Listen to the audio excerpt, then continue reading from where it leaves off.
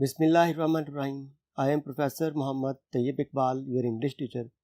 We have already started heroes section and today we are going to study third hero, Alexander Fleming. Let's have its introduction. Hero third, Sir Alexander Fleming. Introduction. Fleming was born on 6th August 1881. He attended Darwell School and Kilmarnock Academy and then Regent Street Polytechnic. ये वो तीन बुनियादी इदारे थे जहाँ से Alexander Fleming ने इब्तदाई तालीम हासिल की डार्वल स्कूल और उसके बाद वो किल्मरनॉक अकेडमी गया और उसके बाद रीजेंट स्ट्रीट पॉलिटेक्निक गया जहाँ पे उसने हायर एजुकेशन हासिल की थी. He spent 4 years in a shipping office before entering St. Mary's Medical School. उसके पास चूँकि कोई बुनियादी सोर्स ऑफ इनकम नहीं था, बड़ी हम्बल किस्म के सर्कमस्टांसिस में उसने ज़िंदगी गुजारी थी और अपनी लिविंग के लिए, इब्तदाई रोज़गार के लिए उसने एक शिपिंग फर्म में एक क्लर्क के तौर पर जॉब की थी.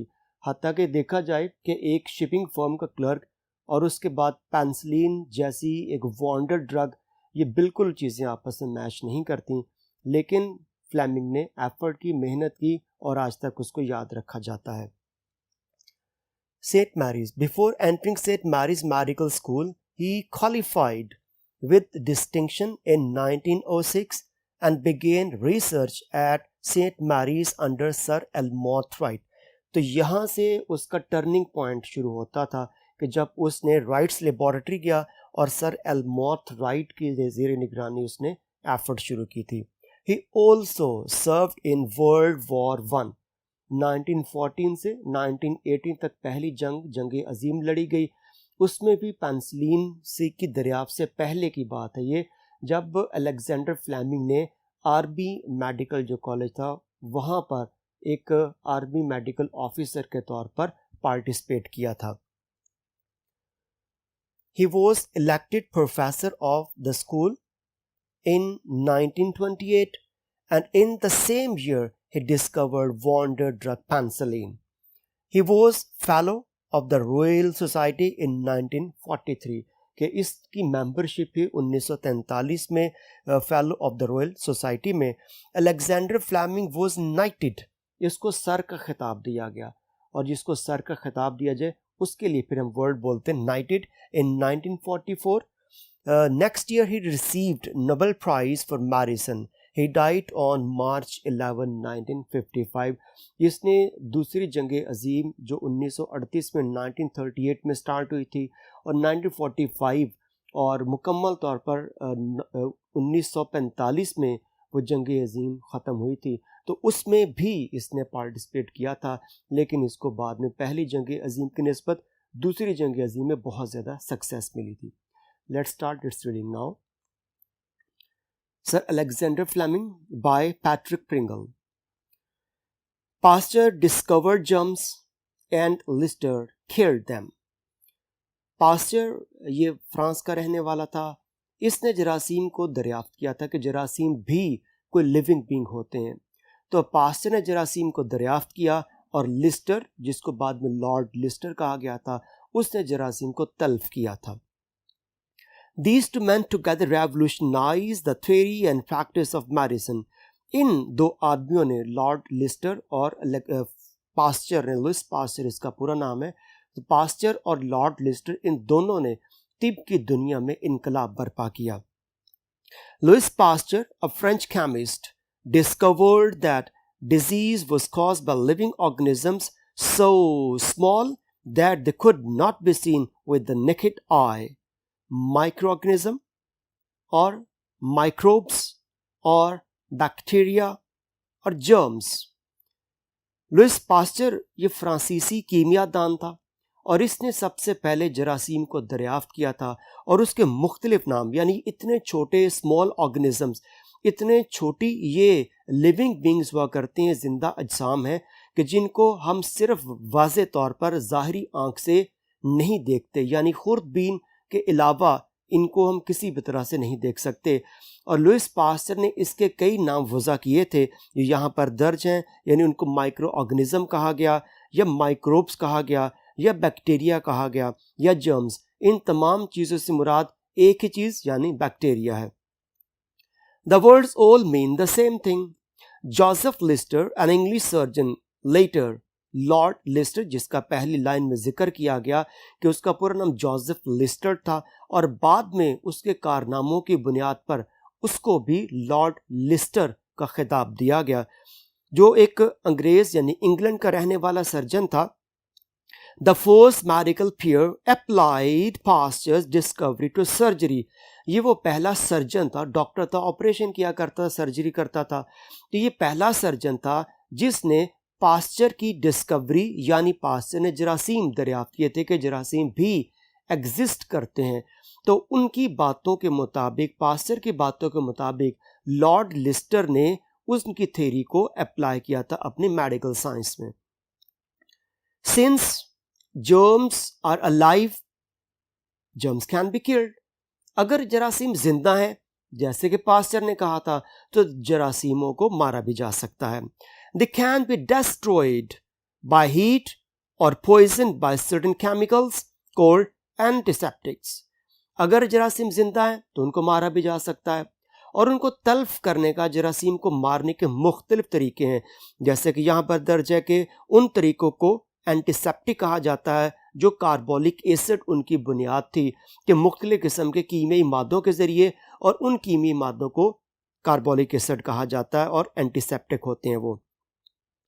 और दूसरा तरीका जो बताया गया वो हीट था, यानी they can be destroyed by heat और पॉइजनड बाय सर्टेन केमिकल्स। उनको हरारत के ज़रिए और मुख्तलिफ किस्म के कीमियाई मादों के ज़रिए तल्फ किया जा सकता है, जो कि कॉल्ड एंटीसेप्टिक्स, एंटीसेप्टिक कहलाते हैं। Carbolic acid is one and that was the germ killer. और वो एंटीसेप्टिक्स में से जो उस वक्त का फेमस था वो कार्बोलिक एसिड था, जिसको जर्म किलर कहा जाता था।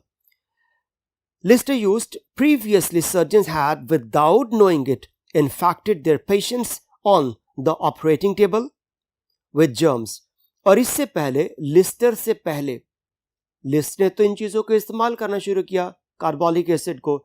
जो बाकी सर्जन्स थे जिन्होंने इस तरीक़ाकार को भी इस्तेमाल नहीं किया, वो अपने ही मरीज़ को मुख्तलिफ अंदाज में मज़ीद मुतासर कर रहे होते थे।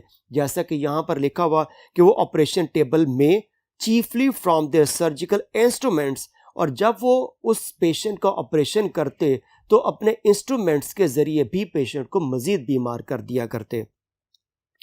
Lister sterilized his instruments with carbolic acid and used carbolic acid to kill the germs on his hands, on the patient's skin, and even in the air in the operating theater.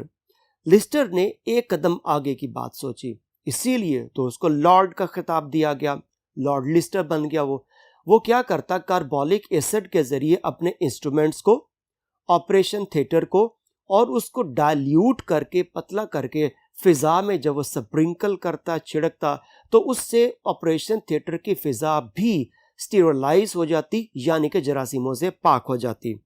Then he could cut his patients open without fear of infecting them with the germs of disease. और उसके बाद वो बेखतर हो गए जब वो यकीन कर लेता कि उसके इंस्ट्रूमेंट्स भी स्टीरिलाइज हैं, ऑपरेशन थिएटर भी स्टीरिलाइज है, और हत्ता के एटमॉस्फेयर को भी स्टीरिलाइज कर लेता। इन तमाम तरह परेशानियों से वो बेखतर होके फिर ऑपरेशन शुरू करता। तो अब तक के पैसेज के अंदर जो इम्पोर्टेंट वर्ड्स हैं वो डिस्कस करते हैं। रेवोल्यूशनलाइज्ड मतलब इसका इनकलाब बर्पा किया, changed drastically, radically change, altered, transformed. Next word sterilised, disinfected, cleaned, purified, fumigated. Next word microbes, छोटे जरसूमे जिन्हें कहा गया, जर्म्स या बैसिलस। नेक्स्ट वर्ड अपीयर, हम असर, कंटेम्परेरी, एसोसिएट, फेलो। इन्फेक्टेड, मुतासर करना, affected, corrupted, polluted. Next paragraph, Lister's aim was the prevention of disease. Lister का बुनियादी मकसद क्या था कि जरासीम से बचाना है, पेशेंट को भी और उसके जख्म को भी। The object of his antiseptic method as it was called, was to stop germs from getting into the body. Object मकसद, असल मकसद क्या था उस एंटीसेप्टिक मेथड का? What is antiseptic method? It is also asked in the board examination. Antiseptic method हम पहले paragraph में पढ़ चुके हैं कि वो केमिकल मेथड जिसमें वो कार्बोलिक एसिड को इस्तेमाल करता था जरासीम को तल्फ करने के लिए, तो उसको एंटीसेप्टिक मेथड कहा जाता है। तो उसने उसका बुनियादी मकसद ये था कि अपने उस एंटीसेप्टिक मेथड के ज़रिए जरासीमों को तल्फ करे और मरीज़ को मज़ीद बीमार होने से बचाए और वो मरीज़ के जिस्म के अंदर भी जरासीम दाखिल ना हो। The cure of disease was a more difficult problem. उस बीमारी का इलाज करना उससे भी ज़्यादा बड़ा काम था, ज़्यादा बड़ा मसला था। For here the germs were already inside the body. क्यों बड़ा मसला था? इसलिए कि जरासीम तो पहले ही उस मरीज के जिस्म में मौजूद थे। Certainly they could be killed by some antiseptic method. और अगर जरासीम मौजूद थे तो उनको किसी न किसी एंटीसेप्टिक मेथड के जरिए मारा जा सकता था। But it was soon found that a chemical that destroyed germs also destroyed cells of the body। लेकिन जल्द ही ये पता चल गया कि जो एंटीसेप्टिक यानी कीमियाई मादा जरासीम को मार रहा है वो जरासीम को मारने के साथ साथ इंसान के जिल्द के खुलियों को भी मार रहा है या नुकसान देता है। Injecting carbolic acid into the blood was tried. Carbolic acid है तो एसिड, चाहे जितना मर्जी डाइल्यूट कर दिया जाए उसको, तो कार्बोलिक एसिड को इंसान के जिस्म के खुलियों में भी इंसर्ट करने की, इंजेक्ट करने की कोशिश की गई। And quickly abandoned for it did more harm then good. और जब देखा गया कि उससे नुकसान ज्यादा हो रहा है फायदे की बजाय, तो इसलिए फौरी तौर उसको अबैंडन, तर्क कर दिया गया, छोड़ दिया गया। To kill all the germs the dose would have had to be strong enough to kill the patient too। अगर तो जरासीम को तल्फ करना बुनियादी मकसद था तो उसके लिए बहुत ज्यादा मिकदार में एंटीसेप्टिक मेडिसिन चाहिए थी, और जितनी ज्यादा मिकदार बढ़ाई जाती उससे उतना ज्यादा नुकसान इंसान को भी हो रहा था, उस पेशेंट को भी हो रहा था। तो फायदे के बजाय नुकसान ज्यादा था, हत्ता कि अगर ज्यादा मिकदार बढ़ाई जाती तो पेशेंट की डेथ होने का भी खतरा था। तो इंपॉर्टेंट वर्ड्स, अबैंडन मींस तर्क कर देना, छोड़ देना। Forsaken, left, gave up, forgo. Next word injecting, टीके के जरिए बॉडी में दाखिल करना, जिसको इनॉकुलेट भी कहा जाता है। Introducing, inserting, instilling. Next paragraph, it was a bacteriologist name Machinkov, a pupil of Pasteur, who revealed the true nature of the problem। Pasteur का शागिर्द था मैचिनकॉफ, जो माहिर इल्म जरसूमियात था, यानी कि वो जरासीम पर स्टडी कर रहा था। उसने फिर इंकशाफ किया, रिवील्ड, उसने इंकशाफ किया ये दरअसल यही असल नौइयत है मसले की, कि मसले की जो प्रॉब्लम बुनियादी ये है कि वो जरासीम इंसान की बॉडी में एंटर हो जाते हैं और उनको तल्फ नहीं किया जा रहा। अगर हम एंटीसेप्टिक मेडिसिन को बढ़ाएंगे तो पेशेंट की डेथ भी हो सकती है। तो असल मसला यही था। इसने इस मसले की असल नौइयत जाहिर की। He discovered the body's natural armour against disease, the leucocytes. तो मैचिनकॉफ ने इंसान के जिस्म में अल्लाह ताला ने एक नेचुरल डिफेंस सिस्टम भी रखा हुआ है, और वो कौन चलाता है? ल्यूकोसाइट्स, यानी खून के सफ़ेद खुलिये, उनको ल्यूकोसाइट्स कहा जाता है। और white blood cells of the against the disease, the leucocytes और white cells of the blood. तो वाइट ब्लड सेल्स या ल्यूकोसाइट्स एक ही चीज है। He showed that when germs enter the body they are immediately attacked by the host of white cells from the whole neighborhood। उसने इस चीज की भी वजाहत की कि जैसे ही किसी बीमारी के जरासीम इंसान की बॉडी में दाखिल होते हैं तो जिस जगह पर एंटर हुए उस जगह के इर्द गिर्द जितने भी ल्यूकोसाइट्स यानी वाइट ब्लड सेल्स सफ़ेद खलिये मौजूद हों, वो फौरी तौर पर क्या कर देते हैं, उन जरासीमों पर हमला कर देते हैं और इसके साथ एक जंग इंसान की बॉडी में शुरू हो जाती है। Which rush to join battle with the invader, और आसपास के खून के सफ़ेद खलिये भी क्या करते हैं, हमला आवर जो जरासीम आए हैं उनके ऊपर जाके हमला कर देते हैं।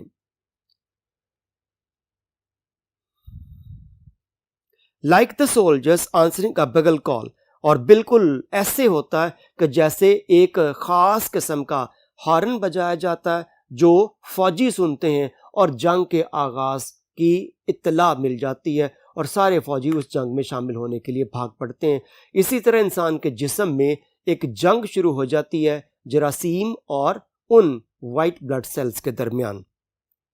He showed that disease was in fact a fight between the leukocytes and the germs and a fight to death, for it ended only with the death of the germs or the death of the patient.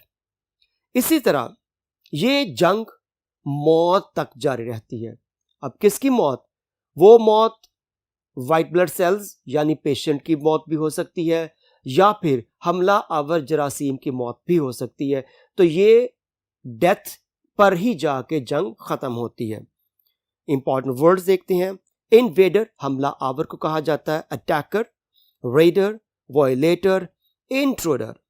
Next word prevention means बचाव, तहफ़्फ़ुज़, avoidance, blockage, deterrence. Next word bacteriologist, माहिर जरासीमियात जो जरासीम पर study करता हो। Microbiologist को कहा जाता है। नेक्स्ट वर्ड है रिवील्ड, जाहिर करना।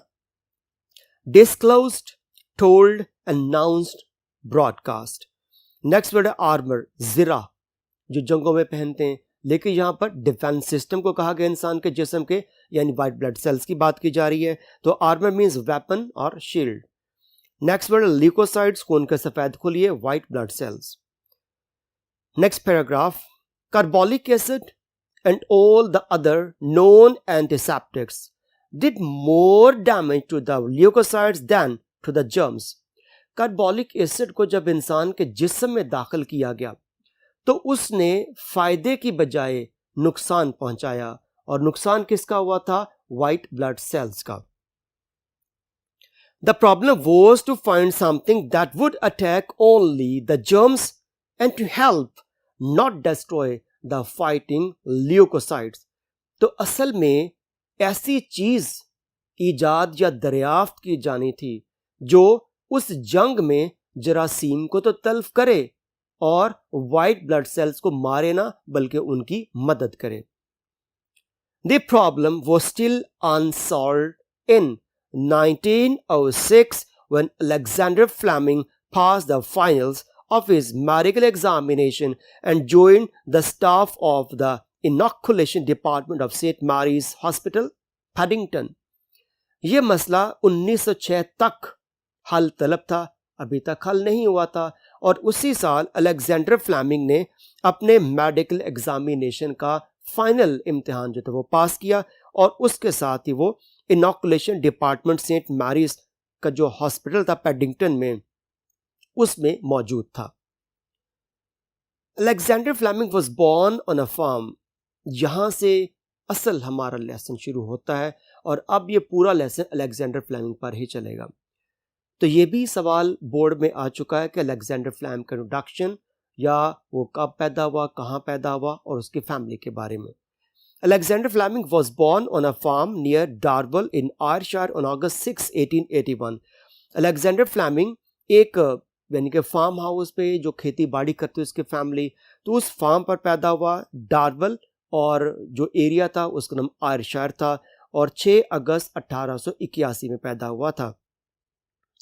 He was the youngest of a family of 8, और वो 8 बहन भाई थे और फ्लेमिंग सबसे छोटा था।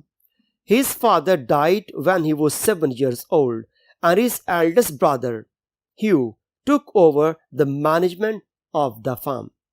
चूँकि ये सबसे छोटा था और महज 7 साल का था अलेक्जेंडर फ्लेमिंग जब उसके वालिद की वफ़ात हो गई, और उसके बाद से अलेक्जेंडर फ्लेमिंग के सबसे बड़े भाई ने खेती बाड़ी की जिम्मेदारी संभाल ली। Alexander was then still going to the village school.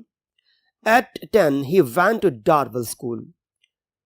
Alexander पहले तो उसी इलाके के मुकामी स्कूल में जाता रहा और 10 साल की उम्र में वो डार्वेल स्कूल में चला गया and stayed till he was 12. That was the age limit. और उस वक्त के उस स्कूल में डार्वेल स्कूल में पढ़ने की जो एज लिमिट थी वो 12 साल थी। The question was then discussed whether he should continue his education or go back to the land. अब एज लिमिट पूरी होने के बाद नेक्स्ट स्टेप ये था कि फर्दर क्या उसे अपनी तालीम जारी रखनी चाहिए या फिर अपने भाइयों के साथ उसको खेतीबाड़ी शुरू कर देनी चाहिए। It was decided to keep him at school. तो फैसला हुआ कि इसको तालीम जारी रखनी चाहिए। Sometimes फैसले बज़ाहिर इंसान करता है, लेकिन उसके जहन में और दिल के अंदर जो असल फैसले वो अल्लाह ताला डाल देते हैं।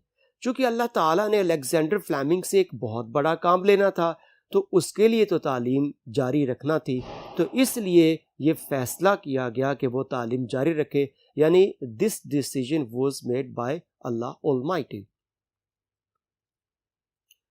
The question was and he went to Kilmarnock Academy, और मजीद तालीम हासिल करने के लिए वो अगले इदारे किल्मरनॉक अकेडमी चला गया। At 14 he went to London and for the next 2 years he studied at the Regent Street Polytechnic. Kilmarnock Academy पढ़ने के बाद वो 14 बरस की उम्र में लंदन गया और वहां जाके उसने रीजेंट स्ट्रीट पॉलिटेक्निक इदारे में एडमिशन ले लिया। 3 of his brothers were already in London when he arrived. जब वो लंदन पहुंचा 14 बरस की उम्र में, तो उसके 3 भाई पहले ही वहां पर मौजूद थे। One of them, Thomas, had studied medicine at Glasgow University and was a qualified oculist. उनमें से, यानी कि उसके 3 भाई वहां पर मौजूद थे, तो उनमें से एक जिसका नाम थॉमस था, वो ग्लासगो यूनिवर्सिटी में मेडिसिन की तिब की तालीम हासिल कर रहा था and was a qualified oculist, और वो माहिर अमराज चश्म था, यानी कि आंखों का डॉक्टर कह लें। टू अदर्स बिकेम ऑप्टिशियंस, और बाकी जो 2 भाई थे वो आईना साज, यानी कि जो हम ऐनक लगाते हैं ना, वो उन्होंने ऐनक बनाने का काम शुरू कर दिया। And back in Scotland one of his sisters married a Darvel doctor and another a veterinary surgeon, और वापस उसके आबाई इलाके में उसकी 2 बहनों में से जो एक थी, उसने डार्वेल के एक डॉक्टर से शादी कर ली और दूसरी बहन ने वेटरनरी, यानी कि जो जानवरों का डॉक्टर होता है, उसके साथ शादी कर ली। द फ्लेमिंग्स डेफिनेट आर्टिकल भी लगा दिया गया नाम के साथ और उसको प्लूरल भी कर दिया गया। जब भी हम किसी पर्सन के नाम के साथ डेफिनेट आर्टिकल लगा दे दी और साथ उसको ऐसे अगर प्लूरल भी बना दे, इट मीन्स वो पूरी की पूरी फैमिली को रिप्रेजेंट किया जा रहा है। तो द फ्लेमिंग्स मीन्स वो सारे बहन भाई जितने भी थे।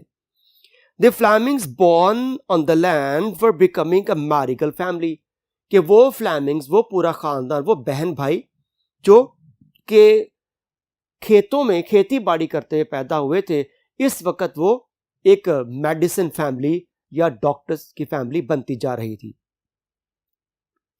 But when Alexander left the Polytechnic at 16, he was to take a job as a clerk in a shipping firm in Leadenhall Street. 16 बरस की उम्र में जब पॉलिटेक्निक से वो फारिग हुआ, तो उसको फिर एक क्लर्क की नौकरी करना पड़ी। कहाँ पे उसने की थी? एक शिपिंग फर्म के अंदर, लेडनहॉल स्ट्रीट में।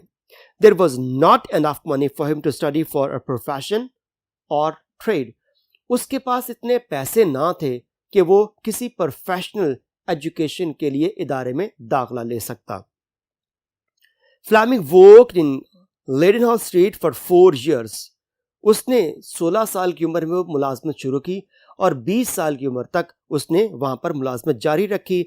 Then at 20 he received share in legacy. It was not large, but enough for him to train for a career with better prospects. तो 20 साल की उम्र में उसको विरासत में से हिस्सा मिला, जो बहुत ज्यादा तो ना था, लेकिन इतने पैसे जरूर थे जिससे वो किसी पेशा वराना तालीम में दाखला ले सकता.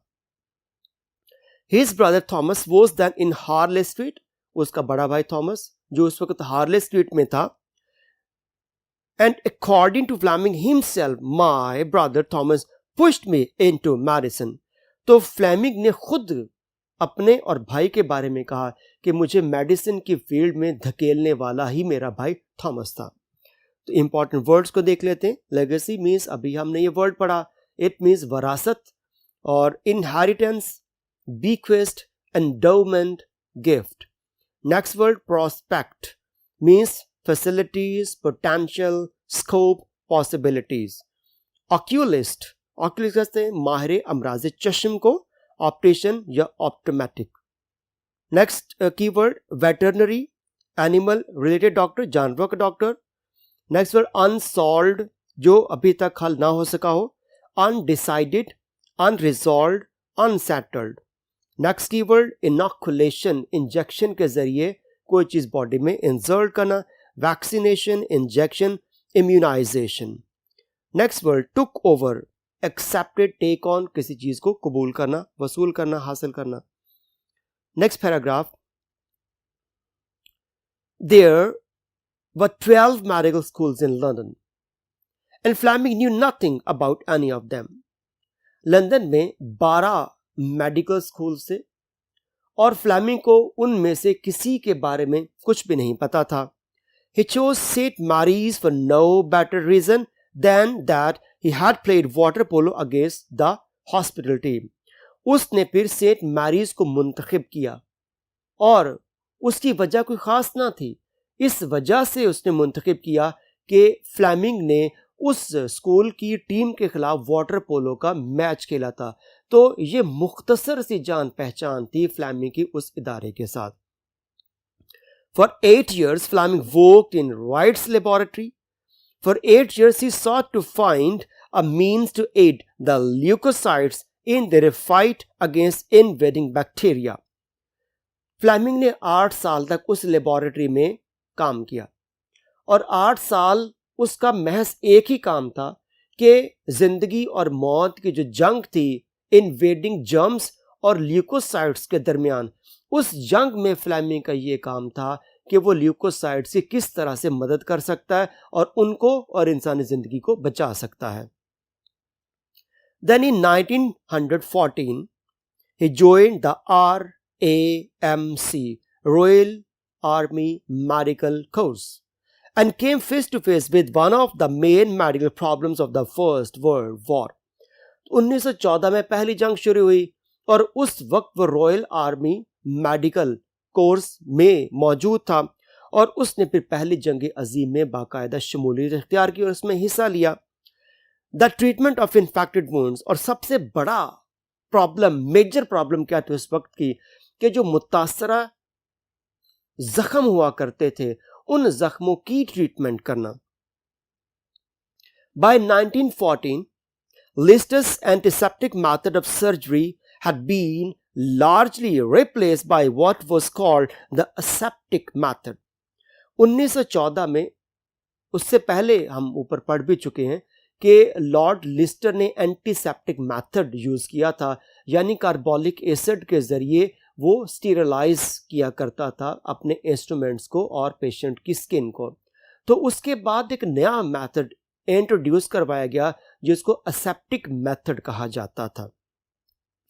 Instead of chemicals, heat was used to sterilize the instruments. तो पहला एंटीसेप्टिक था यानी केमिकल्स, और ये असेप्टिक मेथड में केमिकल्स की बजाय हीट को, भाप को इस्तेमाल किया जाता था ताकि जरासीमों को तल्फ किया जा सके. Heat was used to sterilize instruments, clothing and other operating theater equipment. ना सिर्फ उससे उन जख्मों को बल्कि जो कपड़े वगैरह इस्तेमाल किए जाते उनको भी, और इसके साथ साथ जो ऑपरेशन थिएटर के आलात थे और वहाँ के जो फिज़ा थी उनको भी स्टीरिलाइज करने के लिए ऑपरेशन थिएटर के अंदर असेप्टिक मेथड को इस्तेमाल किया जाता था। The purpose was the same, जो मकसद एंटीसेप्टिक मेथड का था वही मकसद असेप्टिक मेथड का था। To prevent germs from getting into the wound, और मकसद क्या था कि जरासीमों को उस पेशेंट के जख्म के अंदर, जिस्म के अंदर दाखिल होने से रोका जा सके। In peace time this was adequate for most surgical cases. अमन के दिनों में, यानी कि जब जंग नहीं लगी होती थी, तो अमन के दिनों में तो ये बड़ा आसानी से मुमकिन था कि हम हीटिंग प्रोसेस के जरिए उन इंस्ट्रूमेंट्स को स्टीरिलाइज कर सकते थे, लेकिन अब तो जंग लगी हुई थी। But in the treatment of war wounds prevention was not enough. जंग लगी हुई है और उस जंग में जब असलहा बारूद भी इस्तेमाल किया जा रहा है और उस इतनी ज्यादा बल्क में, बड़ी तादाद में पेशेंट्स आ रहे हों, तो उस हंगामी हालात में तो पेशेंट की ट्रीटमेंट करना बहुत ज्यादा मुश्किल हो जाया करता है। In nearly every case the wound was infected before treatment could be begun. तकरीबन हर केस मींस हर मरीज में जख्म के इलाज से पहले ही उसका जख्म बहुत हद तक मुतासर हो चुका होता था। Thus the surgeon's problem was the same as that of physician treating disease. इस तरह से सर्जन का काम, उसकी परेशानी, उसके लिए मसला बिल्कुल वही था कि जिस तरह एक फिजिशियन मुतासर हो रहा था और उसके जो जख्म थे वो मुतासर हो रहे थे, उसी तरह से सर्जन भी मुतासर हो रहा था और उसके जख्म भी मुतासर हो रहे थे। Thus the surgeon's problem was the same as that of physician treating disease. He had to try to kill the germs without damaging the leukocytes that were already fighting against them.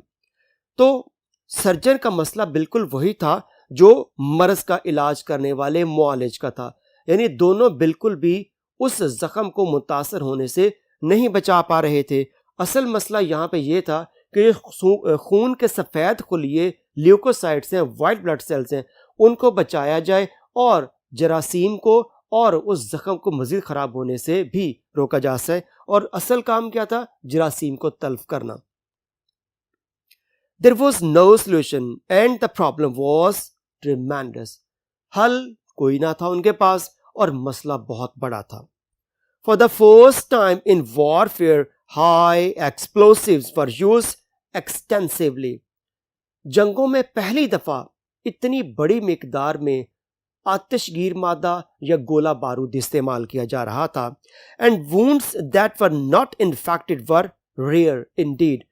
और आम जख्म ही इतनी जल्दी ठीक नहीं होता, और जहाँ पे बारूद हो, गोला बारूद फट रहा हो, तोप के गोले गिर रहे हो, गोलियां लग रही हो, वहां पर तो जख्म को ठीक होने में और भी ज्यादा वक्त लगा करता है। द सर्जन्स वर अनप्रिपेयर्ड, और चूंकि ये पहली दफा गोला बारूद इस्तेमाल हो रहा था, इसलिए सर्जन्स बिल्कुल भी तैयार ना थे इस तरह के जख्मों की ट्रीटमेंट करने के लिए। Thanks to the antiseptic and aseptic methods, infections in surgical cases had become the exception instead of the rule. और शुक्रगुजार होना चाहिए उन दोनों एंटीसेप्टिक और असेप्टिक मेथड, यानी केमिकल्स के जरिए जरासीमों को मारने और भाप के जरिए जरासीम को मारने का, कि इन दोनों तरीकों को उस वक्त इस्तेमाल किया गया और उसके जरिए भी बहुत हद तक मदद मिलती रही। और जो had become the exception instead of the rule, जो सर्जिकल केसेस में जख्मों के खराब होने की जो शरह थी वो आम होने की बजाय बहुत कम हो गई। Now it was the other way about again, यानी अब फिर से एक उल्टा चक्कर शुरू हो चुका था। We have in this war gone back to all the septic infections of the Middle Ages. इस जंग में हम फिर से कुरूने वस्ता के उन अदवार में चले गए जब जख्म बहुत ज्यादा मुतासर हुआ करते थे। Said the director general of army medical service. और ये बात किसने कही? आर्मी मेडिकल जो इदारा था जिसमें फ्लेमिंग भी मौजूद था, उसके डायरेक्टर जनरल ने कही। इंपॉर्टेंट वर्ड्स देख लेते हैं। Exception means special case, exclusion, omission, oddity. Next word aseptic, जिसको हम कहते हैं कि भाप के जरिए, तो डिसइंफेक्ट विद हीट, स्टीरिलाइज और clean. Next word ट्रेमेंडस means big, massive, overwhelming, astounding, जो बहुत बड़ा उसे कहा जाता है। आज का हमारा लेसन यहीं पर इख्तिताम पजीर होता है, तो इसके बाकी लेसन के साथ दोबारा फिर इंशाल्लाह ताला हाजिर होंगे।